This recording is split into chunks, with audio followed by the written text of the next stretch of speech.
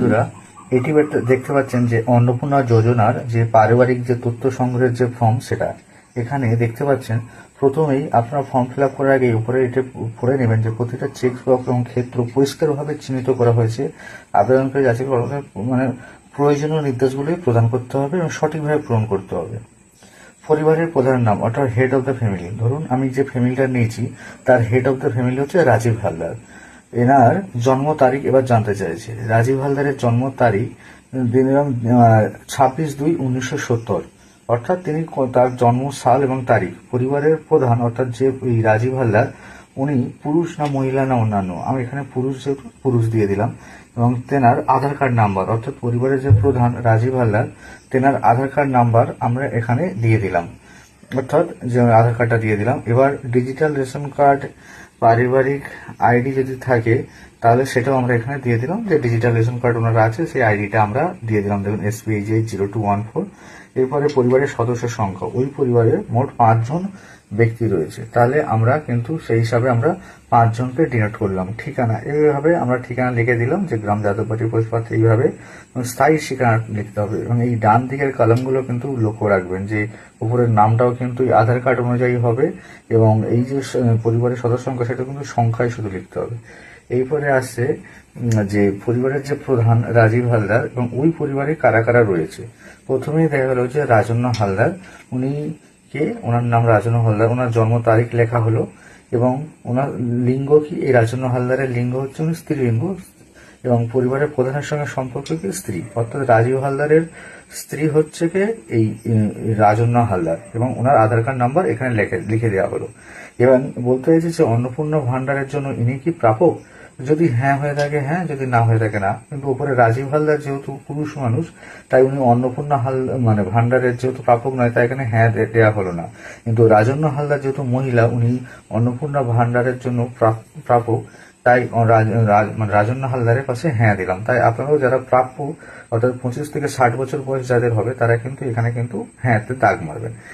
এবার পরিবারের দ্বিতীয় সদস্য কি দেবাশিস হালদার, অর্থাৎ এই রাজীব হালদারের ছেলের নাম এই যে দেবাশিস হালদার, এনার নামটা একইভাবে ওনার জন্ম তারিখ এবং ওনার লিঙ্গ লিখে দেওয়া হলো। উনিও ঠিক যেহেতু পুরুষ মানুষ, তাই ওনার যেহেতু উনি এই অন্নপূর্ণা যোজনা ভান্ডার পাবে না, তাই এক্ষেত্রে এখানে হ্যাঁতে আমরা দাগ মারা মানে চিহ্ন করলাম না।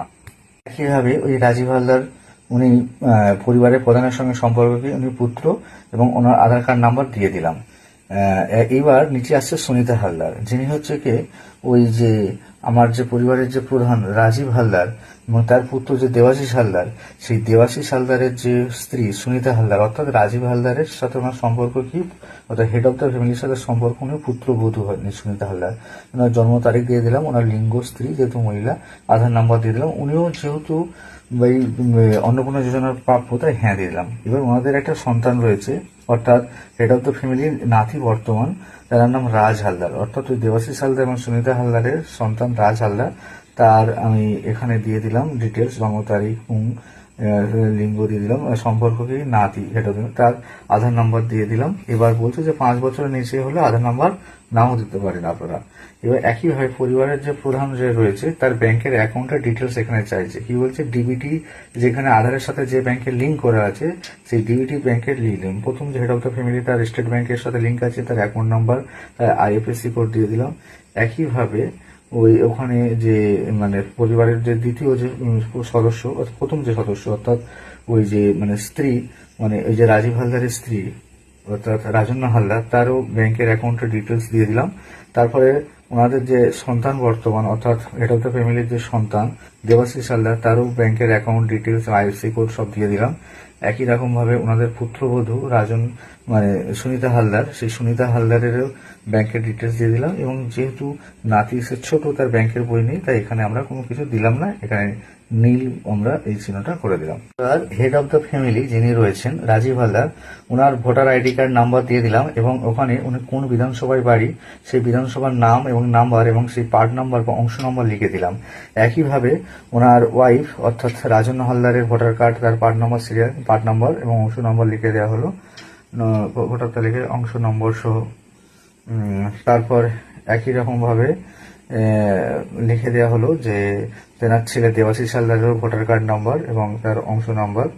পাঠ অংশ নম্বর রেখে দেওয়া হলো যে 97 অংশ, অর্থাৎ সেই যে পাঠে ভোট দেয় অংশ নম্বর সেটাই লিখতে বলেছে। এখানে কিন্তু ভোটার তালিকায় অংশ নম্বর সহ বলেছে, তাহলে ভোটার তালিকায় অংশ নম্বর সহ লিখতে বলেছে, তাই আমি সেই পাঠটা শুধু লিখে দিলাম, কিন্তু সিরিয়াল নাম্বার এখানে আমরা লিখলাম না। একই রকমভাবে সব পুত্রবধূরও ভোটার নাম্বার এবং তার মানে অংশ নম্বর লিখে দিলাম। আর মানে তেনাদের যে নাতি রাজীব হালদার যেহেতু বাচ্চা, তাই তার এখানে কোনো ডিটেলস এখানে অ্যাড করা হলো না। এবং ঠিকানা এই বিভাগ যেহেতু এনারা তফসিলি জাতি অর্থাৎ এসসি দিলাম। এবার যদি এসসি হয় তার কিন্তু তথ্য কিন্তু আপনাকে দিতে হবে, ডান দিকে দেখতে পাচ্ছেন এখানে তার কিন্তু জেরক্স কপি দিতে হবে। আর যদি আপনি আনরিজার্ভড অর্থাৎ জেনারেল ক্যাটাগরি বা ওবিসি বা এসটি যাই বা ইডব্লিউএস পিবিসি যাই ওবিসি যাই হন না কেন, তার কিন্তু কপি কিন্তু আপনাকে এর সাথে দিতে হবে। একই রকম ভাবে আপনার কি ডিজিটাল রেশন কার্ড রয়েছে? যদি হ্যাঁ হয়ে থাকে হ্যাঁ, আপনি কি কার্ডের ধরন যে কার্ডটার ব্যবহার মানে ডিজিটাল রেশন কার্ড সেটা ধরুন এনার এসপিএইচ দাগ মারা হলো। রেশন থেকে মাসিক রেশন কি তোলা হয়? তুলছে কি? হ্যাঁ, যেহেতু মাসিক রেশন ধরা হয়। বাড়ির ধরন আপনার বাড়ি কি 3 বা তার বেশি পাকা ঘর আছে? যেহেতু ব্যক্তিটা নেই তাই তিনি না দিয়েছেন, যদি আপনারা হ্যাঁ থাকে হ্যাঁ দেবেন। পারিবারিক জমির মালিকানা, যে যদি জমি আপনার কোনো জমি থেকে থাকে তাহলে হ্যাঁ, এই ব্যক্তিটির জমি রয়েছে তাই হ্যাঁ দিয়েছে, যদি না থাকে না। এবং সেক্ষেত্রে জমির যে দলিল বা তার মিউটেশন খতিয়ান এবং তার রেকর্ড এগুলো কিন্তু জেরক্স কিন্তু আপনাকে কিন্তু রেজিস্ট্রেশন নথি এগুলো কিন্তু আপনাকে দিতে হবে। এবং কত পরিমাণ জমি আছে এখানে দেখুন, এনার 90 শতক জমি আছে, 90 শতক অর্থাৎ 90 শতক জমি, সেটার ডিটেলস দেওয়া হলো। বাট এটাই কিন্তু পরিবারের জমির মালিক আছে এবং তার সব পরিবারের সবার মিলে যে পরিমাণ জমি আছে সেইটা কিন্তু পরিবারের সকল সদস্যের। এইবার বলছে যানবাহন বা আপনি বা পরিবারের সদস্য কি অবাণিজ্যিক মোটর চালিত 4 চাকার গাড়ি আছে? যদি আপনার 4 চাকার গাড়ি থাকে সেক্ষেত্রে হ্যাঁ, এই ক্ষেত্রে যেহেতু 4 চাকার গাড়ি যদি নেই তাই না, যদি হ্যাঁ হয়ে থাকে তাহলে তার উল্লেখ করতে হবে কি গাড়ি এবং গাড়ির রেজিস্ট্রেশন নম্বর সবকিছু কিন্তু এখানে ডিটেলস কিন্তু দিতে হবে। এইবার বলছে যে পারিবারিক সদস্যদের স্বাস্থ্য বীমা আছে কিনা, এবং সেটা সরকারি হতে পারে বা বেসরকারি হতে পারে। আপনার যদি সরকারি কোনো স্বাস্থ্য বীমা থেকে থাকে, যেমন প্রধানমন্ত্রী মানে যে স্বাস্থ্য বীমা, বা আপনার যদি কোনো রকম সরকারি স্বাস্থ্য বীমা থাকে তার ডিটেলস এখানে দেবেন। আর যদি বেসরকারি কোনো স্বাস্থ্য বীমা যদি আপনার থেকে থাকে তার ডিটেলস কিন্তু এখান থেকে দেবেন। অর্থাৎ আপনার যদি সরকারি বা বেসরকারি কোনো স্বাস্থ্য বীমা থাকলে কিন্তু প্রত্যেকটা ফ্যামিলির প্রত্যেকটা নাম মানে সদস্য ধরে ধরে তাদের কিন্তু ডিটেলস দিতে হবে, তার প্রিমিয়ামের ধরন, বীমার অঙ্ক কত টাকা আছে সেগুলো কিন্তু দিতে হবে। তাই আপনারা এটা কিন্তু একটু ভেবেচিন্তে দেবেন। এরপরে আসছে যে আপনার পরিবারে কেউ আয়কর বা পেশাগত কর দেন কিনা। যদি হ্যাঁ হয়ে থাকে হ্যাঁ, যদি দেখেন না হয়ে থাকে না।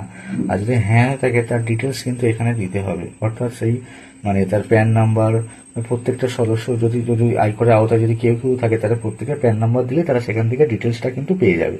এরপর কর্মসংস্থানের ধরন, পরিবারের প্রধান তিনি কি কাজ করেন। এক্ষেত্রে তিনি যদি সরকারি থাকেন সরকারি, ক্ষেত্রে তিনি যেহেতু কারিগরি বা শিল্পী কৃষক তাই এখানটা এটা দাগ দেওয়া হলো, অর্থাৎ টিক মারা হলো, এখানটায় টিক মারবেন আপনার কৃষক যেহেতু। আর তেনার ওয়াইফ যে রাজন্য হালদার তিনি যেহেতু সরকারি ক্ষেত্রে মানে কাজ করেন তাই এখানে থেকে সরকারি ক্ষেত্রে আওতায় টিক মারা হলো। তারপর তেনার যে ছেলে তিনি বেসরকারি ক্ষেত্রে বেতনভুক্ত কর্মচারী তাই এখানে টিক মারা হলো। এবং এক্ষেত্রে বলতে সবচেয়ে উপযুক্ত ঘরে টিক চিহ্ন দিন এবং যদি থাকে প্রয়োজনীয় নথি বা স্বঘোষণা জমা দিন। অর্থাৎ আপনি কোন ক্ষেত্রে কি, যদি সরকারি কর্মচারী হন তার প্রয়োজনীয় নথি দেবেন এবং আপনি যদি বেসরকারি হন তারও নথি কিন্তু আপনাকে এখানে দিতে হবে। অর্থাৎ আপনি যেখানেই কাজ করেন না কেন তার কিন্তু ডিটেলস কিন্তু আপনাকে নথি সহ দিতে হবে। একইভাবে আমরা 6 নম্বর পেজে চলে এলাম। এখানে দেখতে পাচ্ছেন পরিবারের শিক্ষিত প্রাপ্তবয়স্ক সদস্যের সংখ্যা, পরিবারের অশিক্ষিত প্রাপ্ত সদস্যের সংখ্যা। এখানে 2 জন শিক্ষিত প্রাপ্তবয়স্ক আছে, 2 জন অশিক্ষিত প্রাপ্তবয়স্ক সদস্য রয়েছে। পরিবারের সকল শিক্ষিত প্রাপ্ত সর্বোচ্চ শিক্ষাগত যোগ্যতা প্রমাণ করুন। পরিবারের প্রধান রাজীব হালদার ইনি অশিক্ষিত। ওনার রাজীব হালদার যেহেতু তিনি অশিক্ষিত টিক মারালেন, শিক্ষিত হয়ে থাকেন তার শিক্ষিত আর সর্বোচ্চ শিক্ষাগত যোগ্যতা এখানটা কিন্তু আপনাকে উল্লেখ করতে হবে। এবার ওনার স্ত্রী যে রাজনা হালদার তার ডিটেলসটা দেওয়া যায়।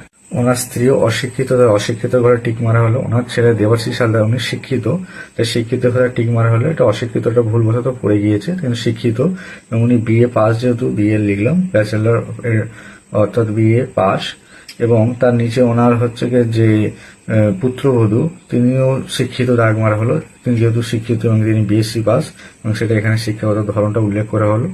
এবং ওনার যে নাতি, তিনি যেহেতু পড়াশোনা করছে সেই হিসাবে শিক্ষিত, বা এটা আপনারা নাও দিতে পারেন। এই বক্সটা আপনারা খালি রাখবেন। শুধু প্রাপ্তবয়স্ক যেহেতু চেয়েছে, তাই এই বক্সটা আপনারা খালি রাখবেন। এই বক্সটা আমার ভুলবশত টিক পড়ে গিয়েছে, তাই এই বক্সটা আপনারা কিন্তু খালি রাখবেন। এটা অর্থাৎ এটা দেওয়ার দরকার নেই, যেহেতু প্রাপ্তবয়স্ক যেহেতু নয়।